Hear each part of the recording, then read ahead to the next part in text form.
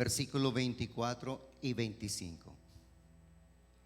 Algunos días después, viniendo Félix con Drusila, su mujer, que era judía, llamó a Pablo y le oyó acerca de la fe en Jesucristo.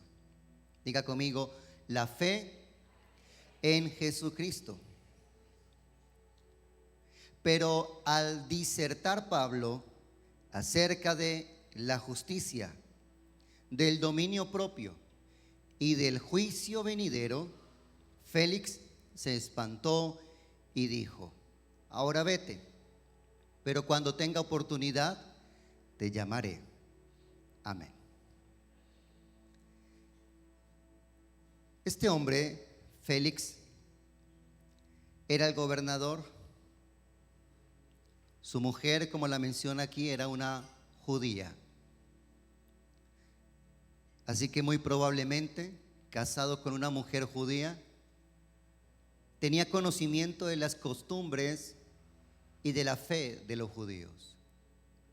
Tenía conocimiento, puesto que era gobernador, de los asuntos religiosos de esta nación, que es la nación del pueblo escogido de Dios. Asuntos que tenían que ver con el templo, con la adoración a Dios y con todas esas normas y costumbres que ellos guardaban fervientemente o fervorosamente. Asimismo sucede con muchos de nosotros. Venimos de un contexto, de una cultura en donde se nos habla o escuchamos hablar acerca de Dios.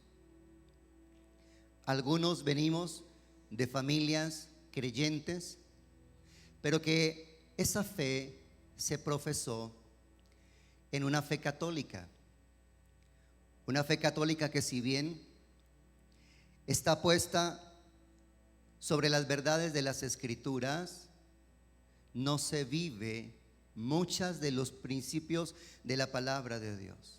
Es decir que aunque se habla de Dios Padre, aunque se enseñe de Dios Hijo, Jesús el Salvador, y aunque se entienda y se enseñe la doctrina de la Trinidad, porque se considera también al Espíritu Santo como Dios,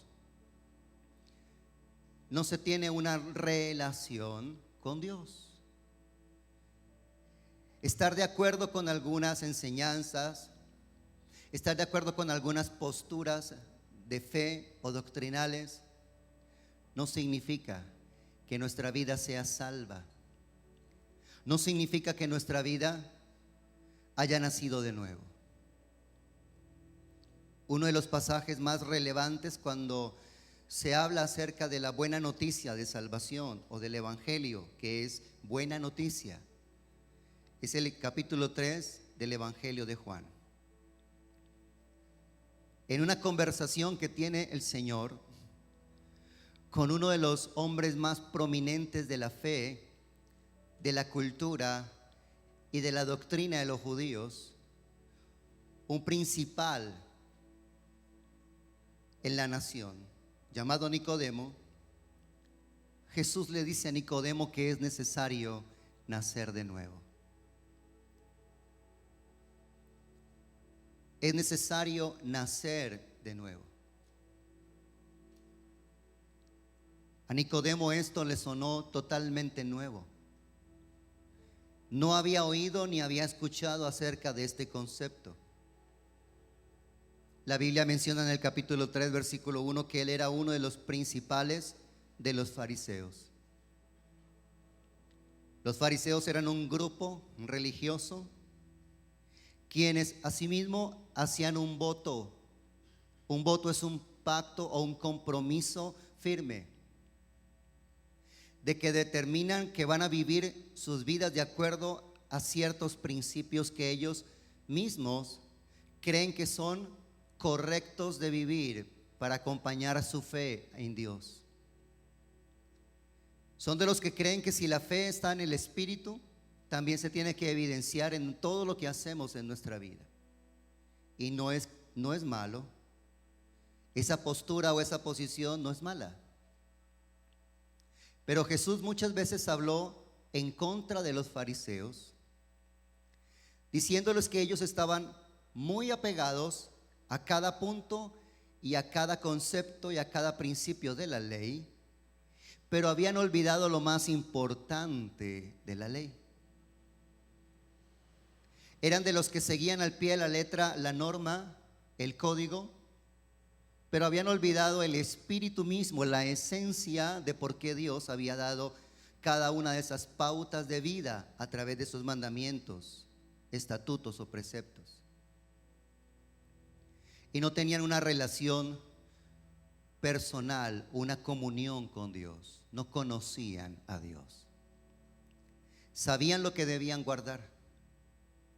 Sabían muy bien cómo debían de vivir, pero no conocían a Dios.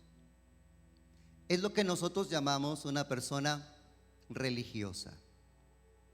En el capítulo 17 del libro de Hechos, cuando Pablo va y predica a Grecia y se encuentra en Atenas, Pablo se da cuenta que la gente en Grecia y particularmente en la ciudad de Atenas es muy fervorosa en sus creencias. Y usted lee en el libro de Hechos que las palabras de Pablo a ellos fueron: varones atenienses, en todo observo que sois muy religiosos. En todo observo que sois muy religiosos. Pero ellos no conocían aquel de quien Pablo venía a anunciarles, el Dios que hizo los cielos y la tierra, que no necesita nada de la mano de los hombres, porque es Él el que da vida a todo y el que nos da sustento a nosotros como hombres, que no habita en templos hechos por manos de hombres, que no hay un lugar donde lo puedas contener, porque ni siquiera el cielo mismo lo puede contener, y la tierra es el estrado de sus pies. Así que ser religioso no significa que conozcamos a Dios. Es más una conducta que se aprende. Es más un estilo de vida que uno comienza a imitar cuando uno va creciendo en un entorno de personas que tienen la misma conducta de fe. Y muchos de estos principios no negó Jesús que fueran buenos. Pero Jesús les decía: ustedes han dejado lo más importante de la ley: la justicia, la misericordia y la fe. La justicia, la misericordia y la fe. Pueden leer todo esto completo en el capítulo 23 del Evangelio de Mateo. Así que en esta conversación con Nicodemo, el Señor Jesús le dice a Nicodemo: de cierto te digo, que el que no naciere de nuevo no puede ver el reino de Dios. Y entonces Nicodemo pregunta: ¿cómo puede un hombre nacer siendo viejo? ¿Cómo puede alguien que ya luego de 50 años de vida, luego de haber nacido 50 años atrás, puede volver a nacer? Y Jesús entonces le dice: de cierto te digo, que el que no naciere de agua y del Espíritu no puede entrar en el reino de Dios. En la primera declaración Jesús dice: si no naces de nuevo no puedes ver el reino de Dios. Y en la segunda declaración le dice: si no naces del agua y del Espíritu no puedes entrar en el reino de Dios. ¿Vemos la diferencia? Primero le dice: si no naces de nuevo no puedes ver el reino de Dios. Y luego: si no naces del agua y del Espíritu no puedes entrar en el reino de Dios. Y Nicodemo se preguntaba: ¿cómo puede acaso volver al vientre para por segunda vez nacer? Y entonces Jesús le dice: una cosa es lo que nace biológicamente en un cuerpo humano. Lo que es nacido de la carne es carne. Pero lo que es nacido del Espíritu es espíritu. Una cosa es lo que nace físicamente y otra cosa es lo que nace espiritualmente. Y todos nosotros estamos llamados a experimentar un nuevo nacimiento en el Espíritu. Estos días he estado hablando acerca de estos tres aspectos que mencionó Pablo en su disertación con el gobernador Félix. La Escritura dice en el libro de Hechos que Félix quería conocer acerca de la fe de Jesús. Entonces Pablo viene y le habla de lo que él necesita saber para ser un verdadero creyente, un genuino discípulo de Jesús. Y allí el texto del capítulo 24, versos 24 y 25 menciona tres cosas. ¿Usted recuerda cuáles son? Al disertar Pablo acerca de ¿qué?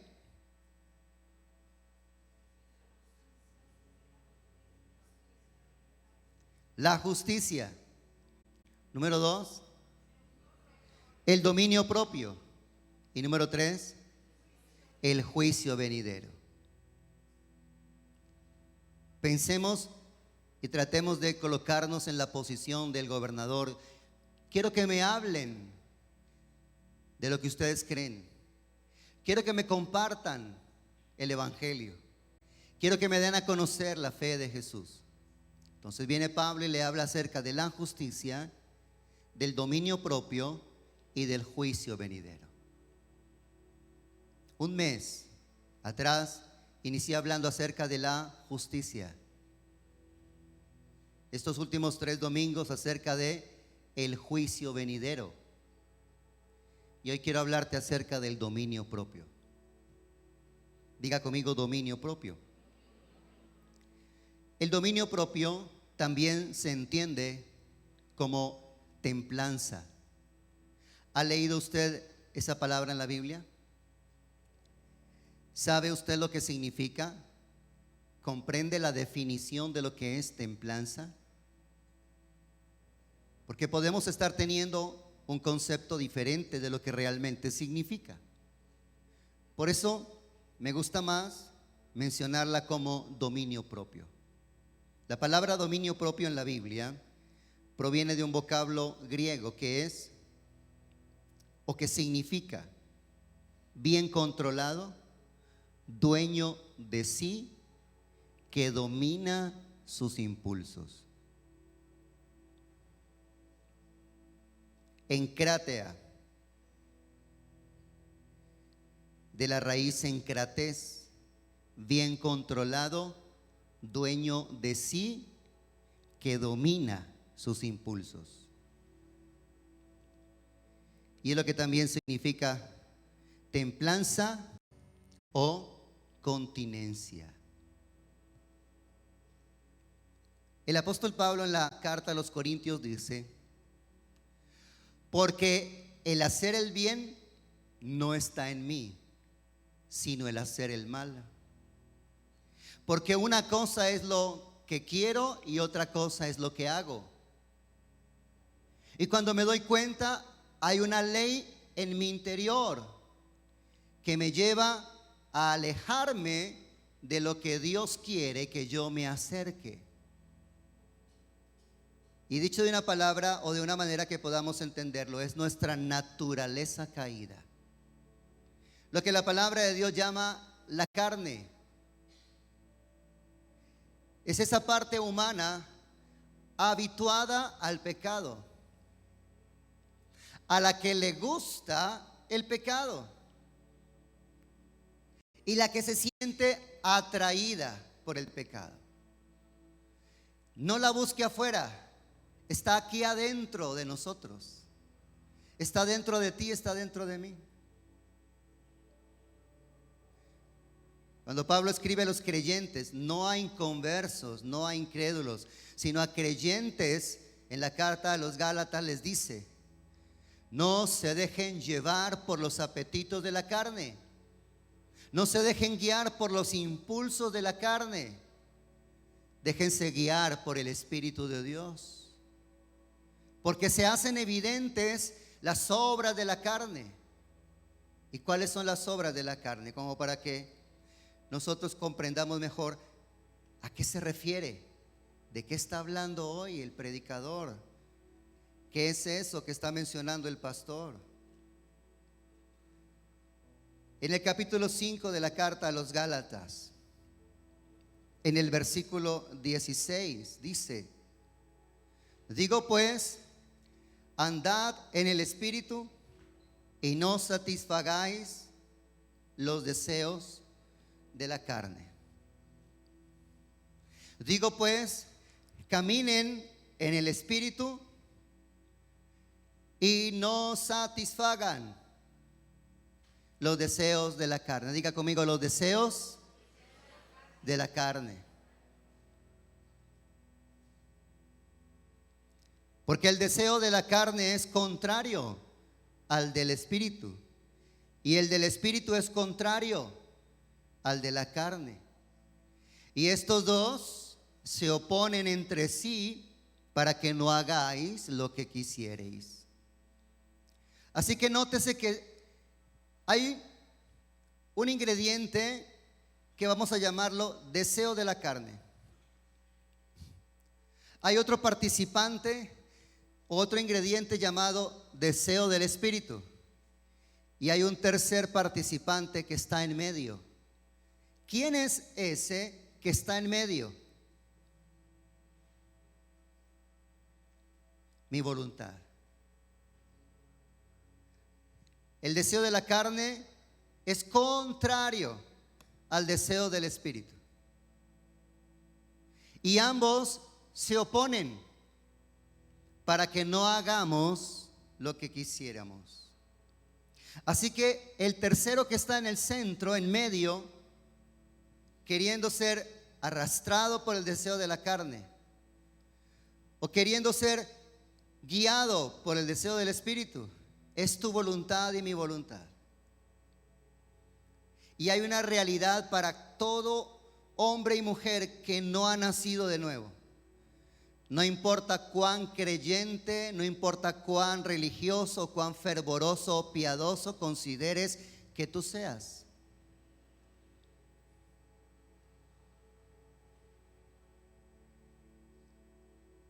La Escritura dice que si estamos muertos espiritualmente, nunca vamos a poder agradar a Dios. Por eso Jesús dijo a Nicodemo: necesitas nacer de nuevo. ¿A quién se lo dijo? ¿A un pecador? ¿A una persona que se la pasaba de bar en bar, de prostíbulo en prostíbulo, de chanchullo en chanchullo, de una vida licenciosa, de escándalo en escándalo? No. Era una persona piadosa, fervorosa, religiosa, que cualquiera en Israel hubiera dado buen testimonio de él. Pero Jesús le dijo: necesitas volver a nacer. Es necesario que vuelvas a nacer. Es decir, Nicodemo, hay una parte en ti que necesita ser puesta y no proviene de los hombres, no proviene de lo humano, no se hereda de la carne hacia la siguiente generación, sino que solamente lo puede dar la palabra de Dios y el Espíritu Santo. Solo lo puede poner en ti el Espíritu de Dios. Solo puedes volver a nacer por el Espíritu Santo. Y es un nuevo corazón. En Ezequiel capítulo 36, verso 36. Solo tome nota, se lo voy a mencionar y luego usted lo puede confirmar leyéndolo en su propia Biblia en casa y ojalá hoy mismo. El Señor, a través del profeta, anunciando lo venidero, los días en los que el Mesías vendría para establecer el reino de Dios en la tierra, los días en donde ya la ley de los sacrificios de los animales en el altar para la expiación de los pecados ya iba a claudicar, porque el verdadero Cordero de Dios venía a este mundo, que es el único que puede quitar el pecado del mundo. Entonces dice allí la palabra de Dios a través del profeta: os daré corazón nuevo y quitaré el corazón de piedra Y os daré un corazón de carne para que puedas sentir, para que puedas percibir las cosas del Espíritu. Porque pondré dentro de vosotros mi espíritu. Y a eso es a lo que se refería Jesús hablando con Nicodemo. Mientras yo no venga al nuevo nacimiento, entonces mi corazón es de piedra. Y yo lo puedo adornar, lo puedo vestir, lo puedo hermosear, pero no es agradable a Dios porque es de piedra. ¿Qué puedo hacer entonces? Si nada puedo hacer yo para cambiar mi corazón, entonces Dios dice: no, lo que necesitas es volver a nacer. Y entonces yo te quitaré el corazón de piedra y te daré un corazón capaz de entender, de percibir, de comprender lo que yo quiero para tu vida, a través del Espíritu Santo que voy a poner en ti. Un corazón nuevo.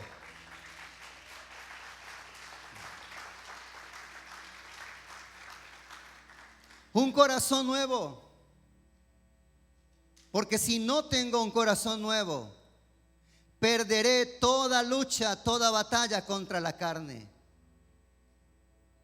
Vendrá el pensamiento, vendrá la intención, vendrá la emoción, vendrá el sentimiento, vendrá el deseo, y siempre me guiará a la carne.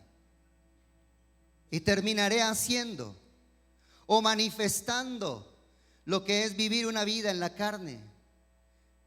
La Escritura dice aquí en Gálatas, si usted no ha perdido el texto en su Biblia en Gálatas, dice en el versículo 19: y manifiestas son las obras de la carne, que son adulterio, fornicación, inmundicia, lascivia. Estas 4 palabras se refieren a una vida sexual desordenada, a una vida sexual lejos de los parámetros que Dios quiere para nuestra vida y nuestra área sexual. Adulterio, fornicación, inmundicia, lascivia. Idolatría. Todo ídolo es aquello que en nuestra vida tiene mayor importancia que Dios. Un ídolo no necesariamente es únicamente aquello delante de lo cual yo me postro para implorarle ayuda.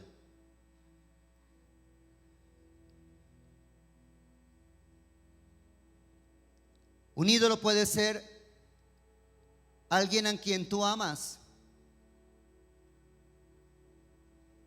cuya voluntad determina la tuya y ante la cual termina siempre rendido haciendo lo que él, lo que ella o lo que ella quiere. Ese es tu ídolo. No lo puedes quitar del medio. Terminas complaciéndolo siempre. Un ídolo puede ser algo, no solamente alguien. Un ídolo puede ser tu profesión, tu trabajo. Idolatría. Hechicería. La hechicería es buscar por cualquier medio que se logre hacer lo que yo quiero. Así que no solamente está asociado a las prácticas ocultistas que buscan a través de hechizos esto. Pueden haber personas hechiceras y no tener prácticas ocultistas. Porque si usted busca la definición de lo que significa hechicería, es manipulación. Yo quiero lograr algo, quiero obtener algo, no importa cómo, no importa los medios, lo que interesa es el fin. Entonces soy una persona con esta obra de la carne manifiesta. Hechicería. Y todavía mucho más trascendental y problemático cuando yo lo hago a través de todo tipo de ocultismo, de artes mágicas, buscando en el mundo espiritual de la oscuridad cualquier tipo de fuerza o poder que me ayude a lograr lo que quiero. Usted ha caminado por la tercera de esta ciudad y hay personas que le entregan un papelito que le dice: le devuelvo su amor, se lo traigo rendido a los pies, se lo ligo y hago que solamente la mire a usted. Y usted toma el papelito y dice: ay, bendito sea Dios, lo que necesitaba.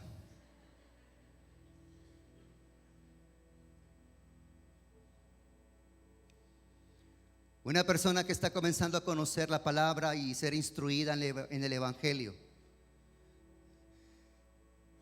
tiene un restaurante y hace unos días me dijo: vino una persona aquí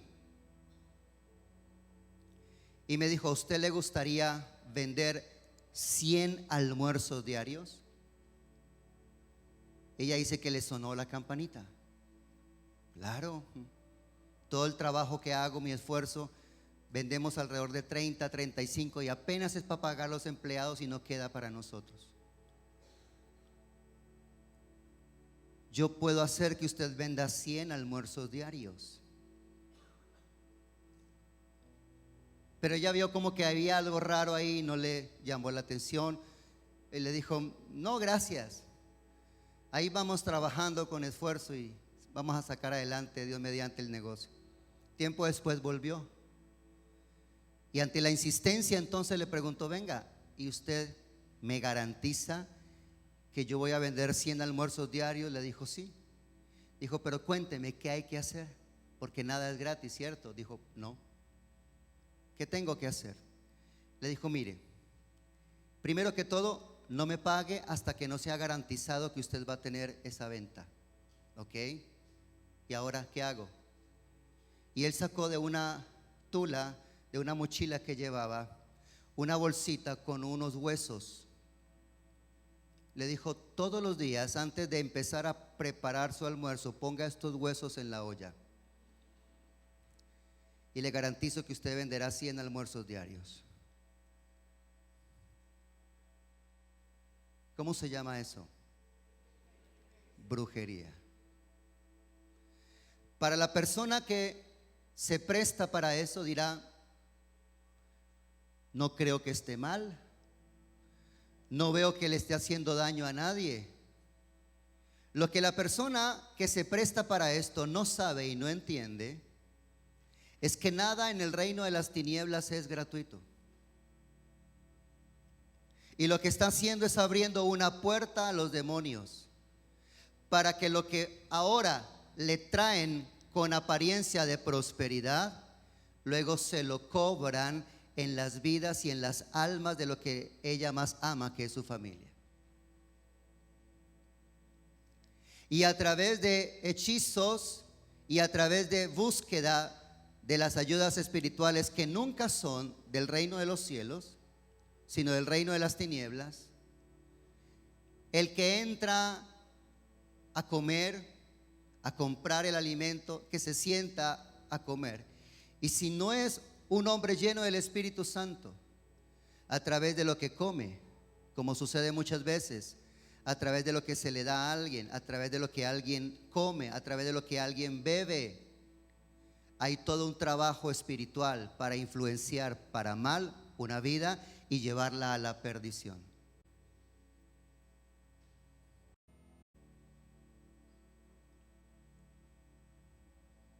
Para ponerle un final como es, la persona me dijo: cuando me ofrecieron eso, yo dije no. Ella dice: me dio miedo, me dio temor. Y dije: no, gracias. Le dije: está bien. Si tú buscas en Dios, Dios puede darte eso y mucho más. Pero entiende que también para el reino de los cielos es necesario cumplir con algunos compromisos con Dios, para que la bendición de Dios repose sobre nosotros. Es sorprendente ver cómo en este tiempo, como en la última década, en nuestro contexto de país, No conozco lo que sucede en otros lugares, salvo algunas cosas que me comentan. Pero en nuestro contexto de país, de ciudad, de departamento, ha aumentado la búsqueda de ayuda espiritual equivocada. Los centros de ocultismo, de espiritismo, de lectura del tarot, de las cartas, de lectura del tabaco, de lectura de la bola de cristal, de lectura de los astros, de invocación de los muertos, de consulta de los espíritus, todo lo que tiene que ver con el reino de las tinieblas está proliferando por todo lado. Nunca se había visto. Por eso se llamaba ocultismo, porque lo hacían en oculto. Ya no es oculto, ya es abierto. Ya se promueve por doquier, por los canales de televisión, por las emisoras, por las estaciones de radio, por las redes sociales. Y la gente necesitada y ávida de respuesta consulta y se involucra, y lo que no sabe es que traen ataduras espirituales sobre sus vidas, que trascienden para pervertir y para dañar la primera, segunda, tercera y cuarta generación de una familia. Hechicerías, enemistades, pleitos, celos, iras, contiendas, disensiones, herejías, envidias, homicidios, borracheras, orgías y cosas semejantes a estas, acerca de las cuales os amonesto, como ya os lo he dicho antes, que quienes practican estas cosas, léalo conmigo en voz alta, no heredarán el reino de Dios. Que quienes practican estas cosas no heredarán el reino de Dios. Eso es el fruto de la carne. Pero el fruto del Espíritu es amor, gozo, paz, paciencia, benignidad, bondad, fe, mansedumbre, templanza. Diga conmigo templanza. ¿Qué le dije que significa templanza? Dominio propio. El fruto del Espíritu, uno de estos 9 frutos del Espíritu, es templanza. En otras palabras, si yo cultivo una vida en Dios, si yo cultivo una vida de relación con Dios, si yo practico los principios de una vida devocional, lectura de la palabra de Dios diaria, encuentro con Dios diario a través de la oración y el congregarme frecuentemente, va a haber un resultado. Como quien comienza a preparar la tierra, siembra, cuida la cosecha y espera un fruto, va a tener un resultado. ¿Cuál será el resultado de una vida en el Espíritu? Estos 9 frutos que van a estar más evidentes que las otras que llama la Biblia obras de la carne. Obras de la carne, frutos del Espíritu. ¿Tú qué quieres? ¿Qué es lo que buscas en tu vida? ¿Qué anhelas en tu vida? ¿Obras de la carne o frutos del Espíritu? Cuando yo leo las obras de la carne, digo y pienso para mí, estas cosas es una vida prácticamente invivible. Es un tormento de vida. Porque puedes estar bien en algo, pero en las otras áreas de tu vida, si tienes todo esto, celos, pleitos, iras, contiendas, disensiones, envidias, borracheras, homicidios, ¿qué va a venir a tu vida? ¿De qué se va a llenar tus días de vida sobre esta tierra? De dolor, de tristeza, de amargura. Problemas, problemas, problemas. Pero ¿qué crees que trae a tu vida los frutos del Espíritu: amor, gozo, paz, paciencia, benignidad, bondad, fe, mansedumbre, templanza. ¿Qué creen que trae eso a nuestras vidas, amados? Una vida que vale la pena vivir, una vida que uno añora vivir, desea vivir, una vida que uno enfrenta a pesar de que esta vida no es perfecta. Uno la enfrenta con fortaleza en Dios, con ánimo en Dios. Sí, Señor, hay días que no son tan buenos, pero esos días no son siempre. Hay días de bendición, hay días de paz, hay días de bienestar, hay días de gloria, porque hay fruto del Espíritu en nuestras vidas.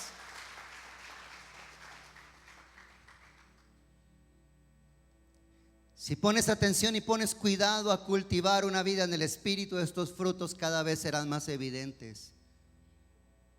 Pero si por el contrario no alimentas la vida del Espíritu, entonces tendrás en tu vida el fruto de la carne. En Mateo capítulo 7, el Señor Jesús usó una imagen, una ilustración,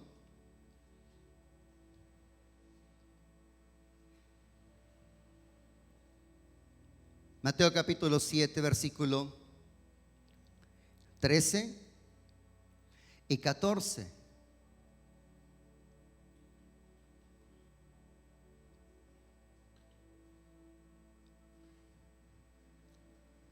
¿Quieren leer conmigo, por favor? Dice: entrad por la puerta estrecha, porque ancha es la puerta y espacioso el camino que lleva a la perdición.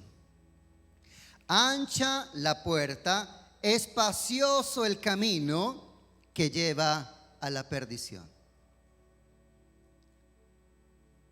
Usted no tiene dificultad cruzar por una puerta ancha. No importa que el templo del Espíritu que usted tenga y porte sea un megatemplo.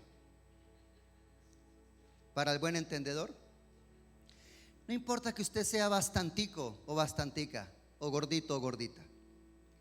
Si la puerta es ancha, usted no tiene dificultad para cruzar, para atravesarla, para pasar por ella.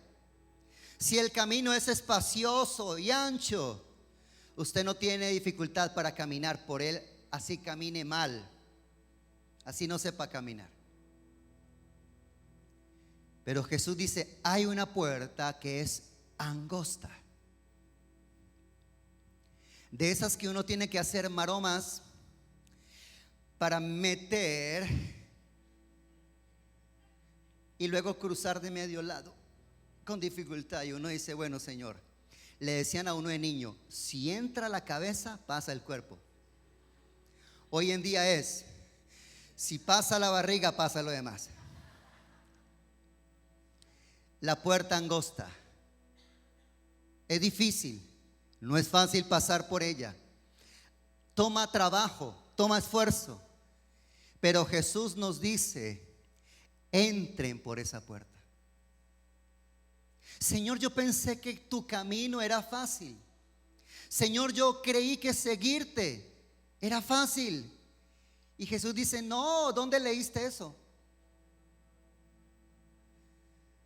Porque mi palabra en las Escrituras te dice: entra por la puerta estrecha.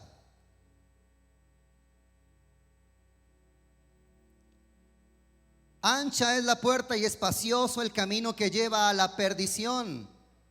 Por eso muchos son los que entran por ella. Usted viene y usted tiene una puerta pequeña y al otro lado un gran portón. ¿Usted cuál coge para entrar? Usted va a entrar al centro comercial y una puerta de par en par abierta y una aquí bien chiquitica. ¿Usted por cuál cruza? La grande. Por eso muchos entran, dice el Señor. Por eso muchos optan por cruzar esa puerta y por caminar por ese camino. Pero lo que no saben es que los lleva a perderse por la eternidad. Porque estrecha, verso 14, léanlo conmigo, por favor. Porque estrecha es la puerta y angosto el camino que lleva a la vida, y pocos los que están en epicentro son los que la hallan. Porque estrecha es la puerta. Entrar, pasar, cruzar es difícil. Y si pasar y cruzar es difícil, a caminar también. No, ya lo crucé, ahora sí, a relajarme. No. Porque la puerta es angosta y el camino angosto. La puerta estrecha, usando las palabras de la versión Reina Valera. La puerta estrecha y el camino angosto, pero ese es el camino que lleva a la vida eterna. Y dice el Señor, pocos lo encuentran, pocos lo hallan. Porque no es agradable caminar por ahí.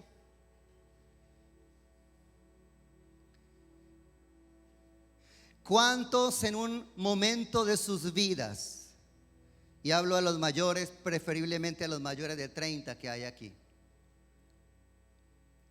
cuántos en un momento de su vida que se llama la adolescencia, si le hubieran dado la oportunidad, usted hubiera cambiado de mamá?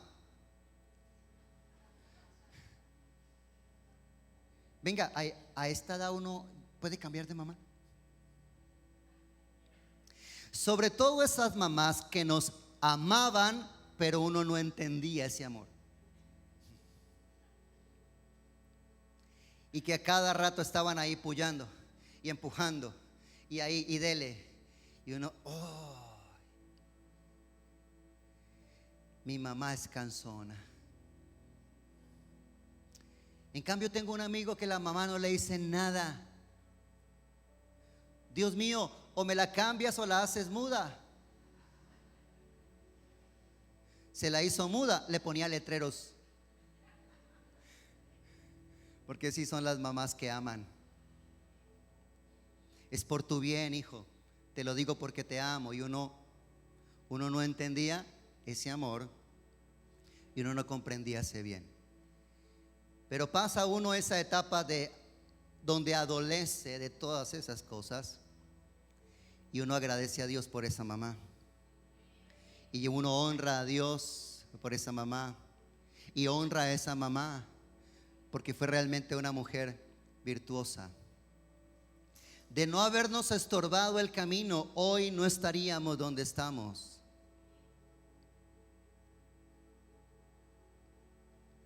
Y lo mismo sucede con el Evangelio. Lo mismo sucede con personas como Félix, el del primer relato del que leímos esta mañana. Ay, yo quiero que me hablen de la Biblia, háblenme de Jesús, compártanme del Evangelio. Y viene Pablo, nada más y nada menos que el apóstol Pablo, y le dice, bueno, las cosas con Dios son así. Y él, ay, ¿no hay otra iglesia?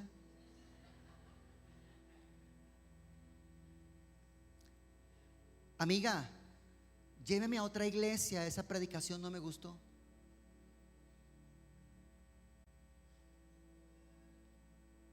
No conoce otra, invíteme a otra.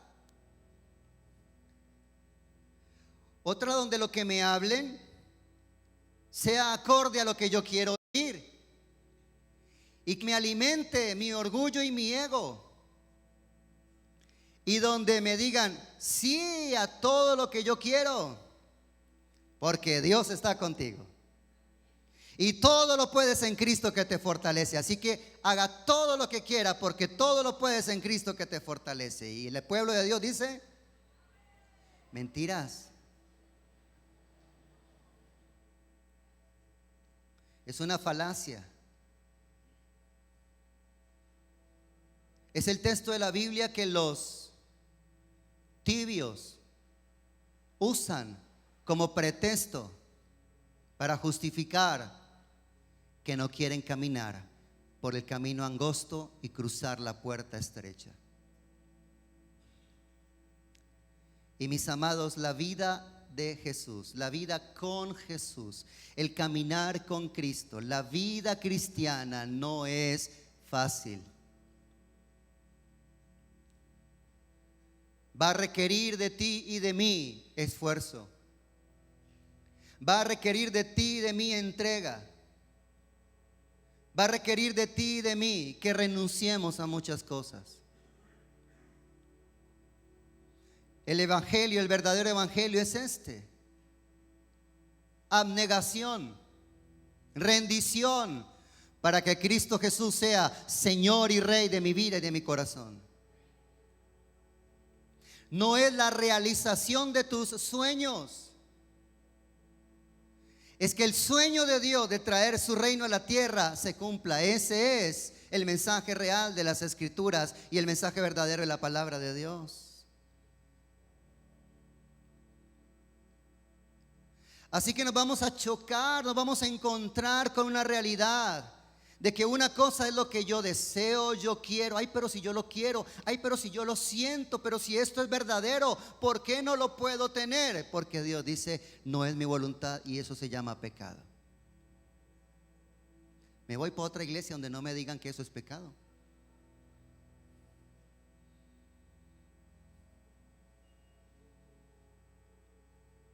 Me voy para otra iglesia donde los líderes y los que están allí, ay, ellos también lo hacen.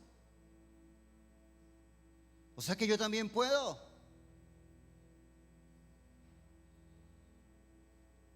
Y usted, si estuvo conmigo aquí el domingo anterior, hágame saber con su mano levantada si estuvo conmigo aquí el domingo anterior.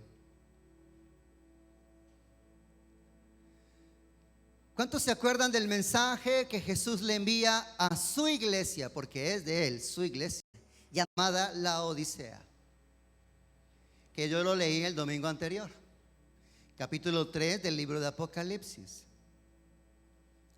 Esto dice el que tiene las 7 estrellas en su mano y los 7 candeleros: yo conozco tus obras, tienes nombre de que vives y estás muerto.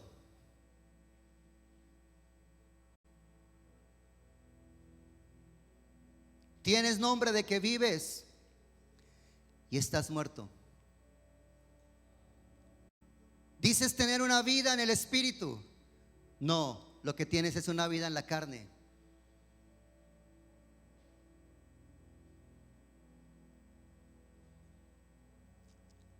Y ese es el mensaje de Jesús a una iglesia que no quiere escuchar ese mensaje.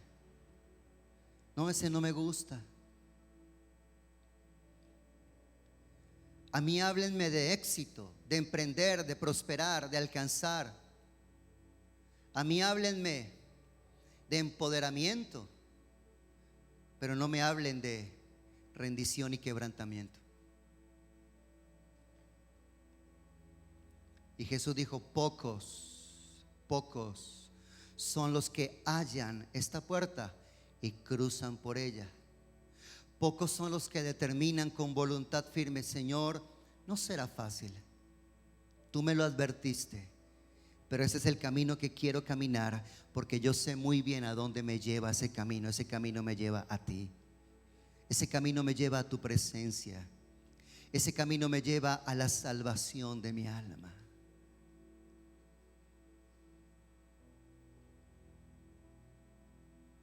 Por eso Pablo le estaba hablando a Félix: Félix, gobernador, excelentísimo gobernador, y todos los títulos y posiciones que quieras.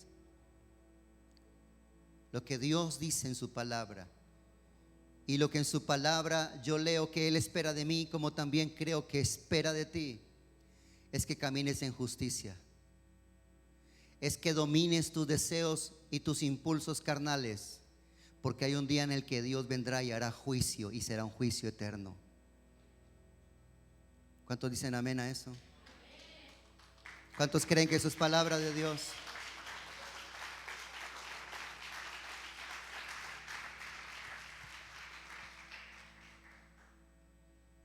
Por eso es que los profetas de Dios en la Biblia, algunos tienen tanto anhelo y deseo de ser profetas de Dios, porque creen que ser profeta de Dios es andar de aquí para allá, de viaje en viaje, de aeropuerto en aeropuerto, de congreso en congreso y recibiendo ofrendas a la lata.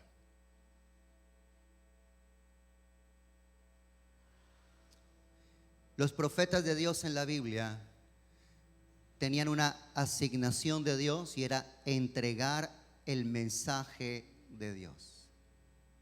Por eso la palabra profeta, porque la palabra profeta proviene de portavoz.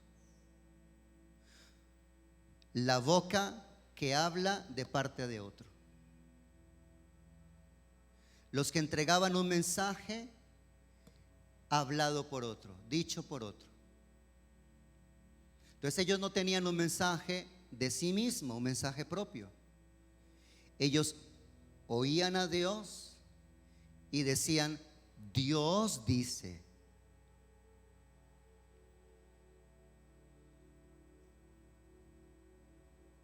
Hoy en día ya esa palabra que Dios habló está escrita. Y hoy yo puedo ser para ti de parte de Dios el profeta de Dios.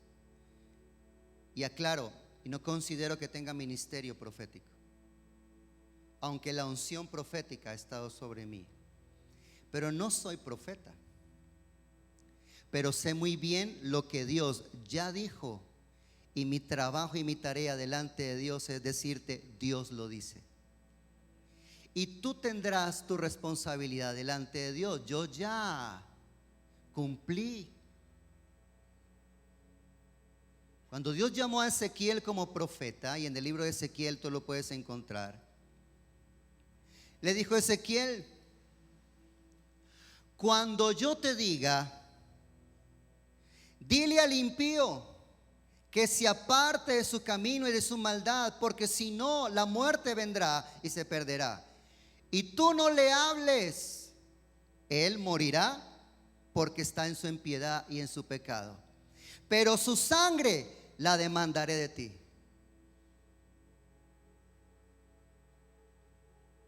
Se perdió.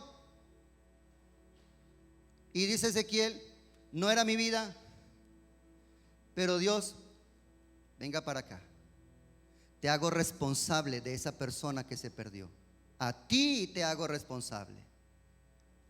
¿Quién quiere ese trabajo?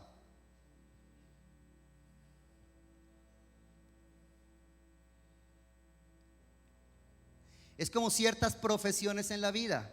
No tienen tanta responsabilidad, pero tienen un alto grado de responsabilidad. Hay médicos que ciertos asuntos dicen, yo ahí no me meto. Y clínicas y hospitales entonces tienen su manera de, a través de sus médicos, salvaguardar su responsabilidad. ¿A cuántos recientemente le han hecho algún tipo de cirugía o una operación? Yo no sabía esto. A mí nunca me han hecho cirugía, gracias a Dios, ni ningún tipo de operación. Pero recientemente con las operaciones de mi mamá por una situación cardíaca que ella tuvo, me di cuenta, yo dije, esto es así. Señora, aquí tiene, coloque allí con su puño y letra su nombre, número de cédula y con huella. Y firme que en esta cirugía a usted le puede dar esto y esto y se puede morir. Firme. Y que nosotros no somos responsables de eso. Y usted,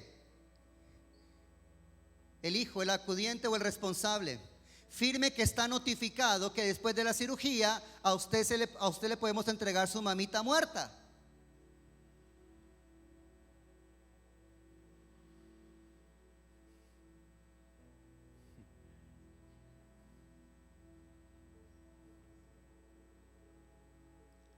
¿Eso es así? Sí, no sabía.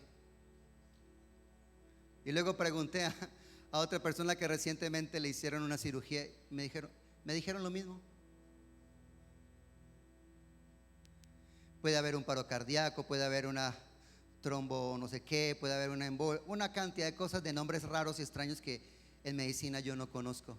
En todo caso le puede dar de todo y no es nuestra culpa. Y luego hicimos lo que pudimos. La operación fue un éxito, pero su familiar murió. La operación fue un éxito, pero el paciente murió. Tenemos una responsabilidad. Lo que Dios dice ya fue por Dios dicho y está aquí en su palabra.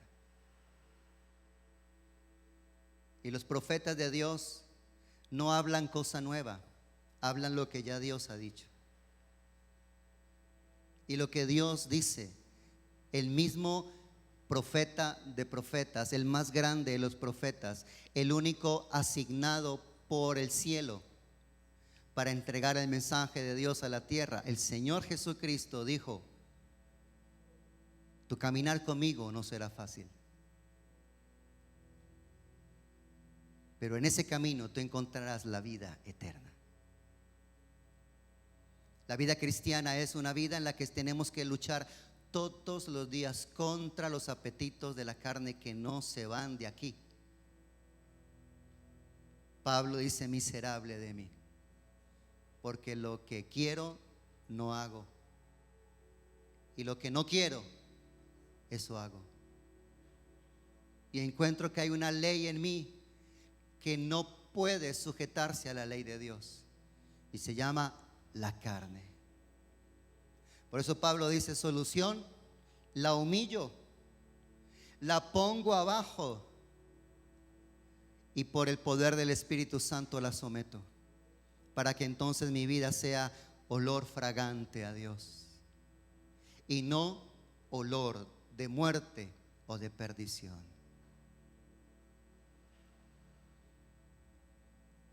Y no es fácil decirle no a todos esos impulsos. Así que no es una autorización decir: pero es que yo lo siento. ¿Y cómo puedo ir en contra de este sentimiento? Pues bien, la ira es otro sentimiento, el enojo es otro sentimiento, el odio es otro sentimiento, y el deseo de mandarlo a la presencia de Dios, bueno, si se salva, también es otro sentimiento. Pero Dios dice: usted puede querer matarlo, pero yo te digo no. Así que lucha contra ese sentimiento, vénselo con el poder del Espíritu Santo. Y tienes cómo, porque en nosotros habita aquel que en carne venció todo pecado y está en nuestras vidas, y por medio de su Espíritu nos dará lo necesario para tener victoria contra el pecado. Victoria contra el pecado. ¿Quieres ponerte de pie, por favor?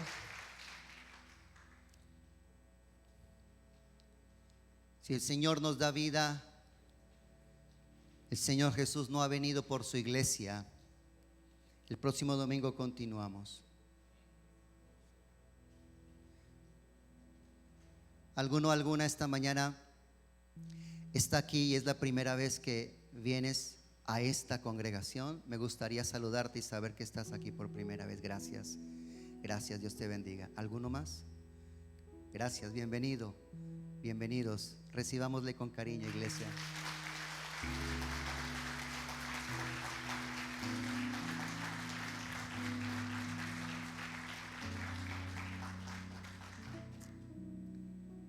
Cuando termine el servicio, nuestros anfitriones se van a acercar a ustedes para conocerles, para saber sus nombres y poder orar por ustedes, y para decirles cómo podemos ayudarles a seguir a Jesús y a crecer en la fe de Jesús.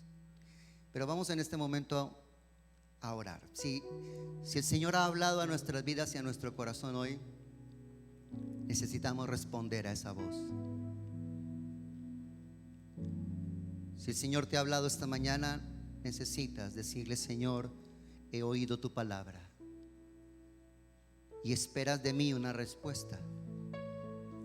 Esperas de mí un cambio de actitud. Esperas de mí un arrepentimiento. Y el Espíritu del Señor que está aquí está junto a ti para ayudarte, para que hagas la oración correcta. Si sabes que necesitas arrepentirte, hazlo. Si sabes que necesitas tomar correctivos y corregir, hazlo.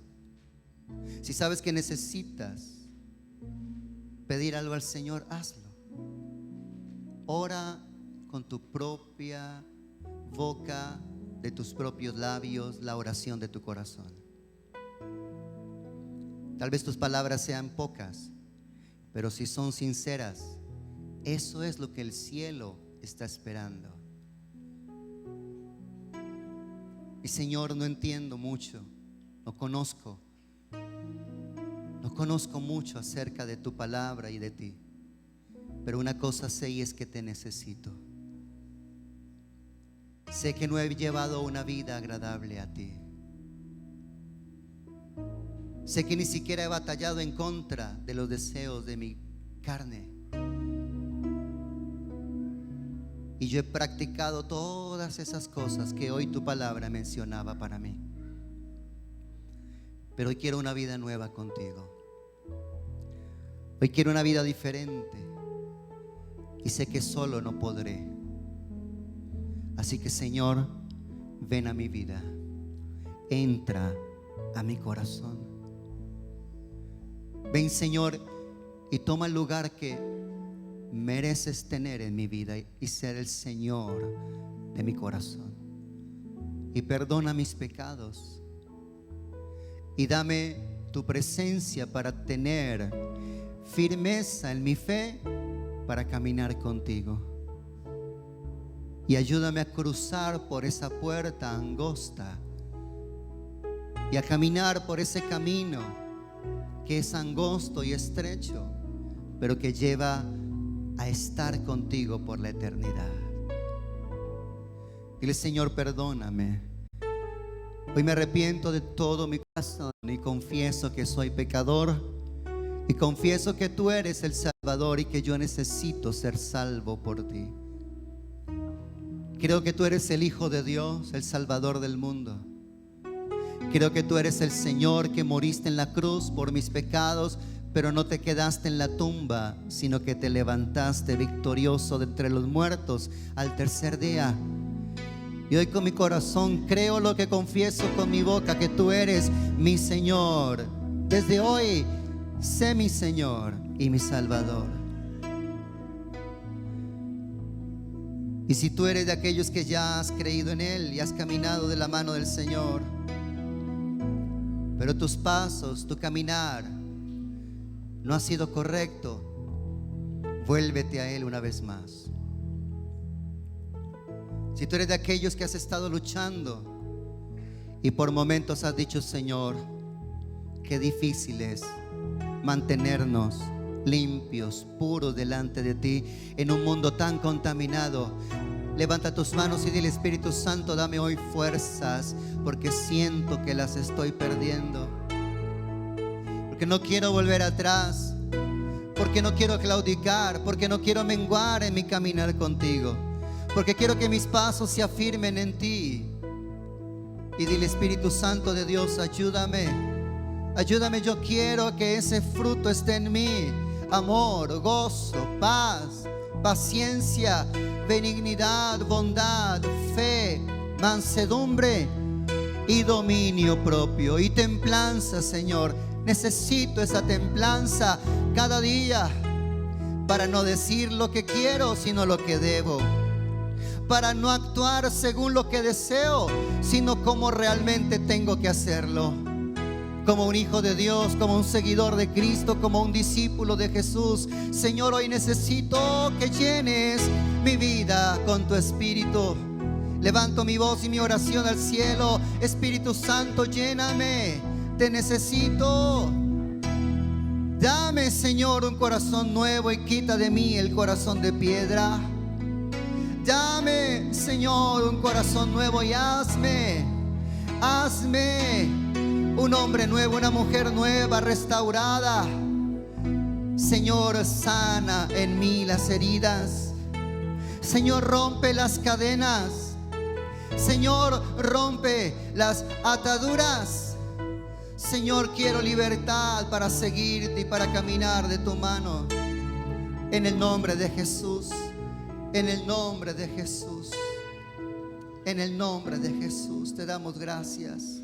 Tu amor por mí es más dulce que la miel, y tu misericordia es nueva cada día.